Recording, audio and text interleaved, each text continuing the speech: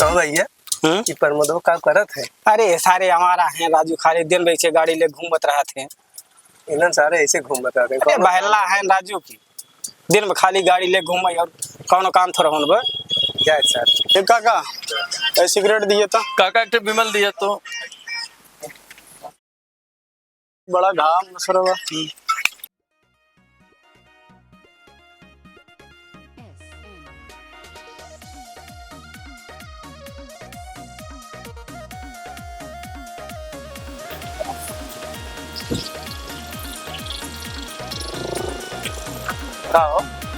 गाँव वाले हमको सब जा रहा हमारा कहा तहन भाई और इनका सब दिखाई थे हमका।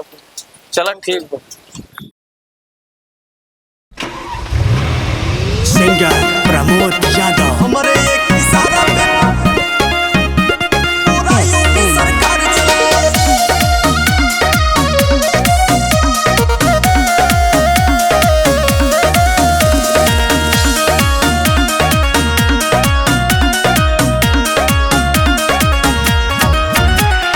सीधा साधा लइका बन के घूमत रहे बेचारा, आ गाँव के लोगवा बोलही लागन हमके सब अवारा।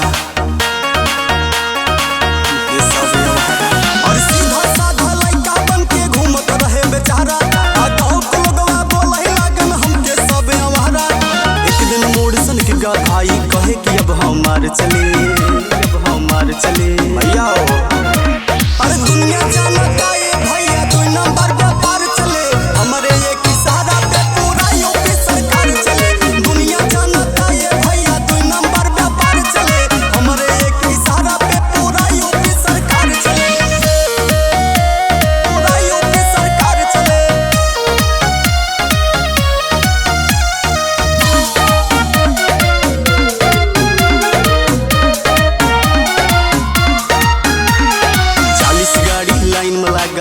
चोई खूब होटर बाजे, एक फोन पर हमरे भैया जिला जवारे के थाना का पई। हमरे भैया जिला जवारे के थाना 40 गाड़ी लाइन में लागे चोई खूब होटर बाजे, एक फोन पर हमरे भैया जिला जवारे के थाना का पई। जिला जवार में बाटे चर्चा हमरे द अधिकार चले।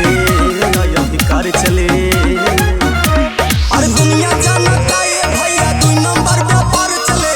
हमरे एक इशारा पे पूरा यूपी सरकार चले। दुनिया जानता ये भैया 2 नंबर व्यापार चले। हमरे एक इशारा पे पूरा यूपी सरकार चले।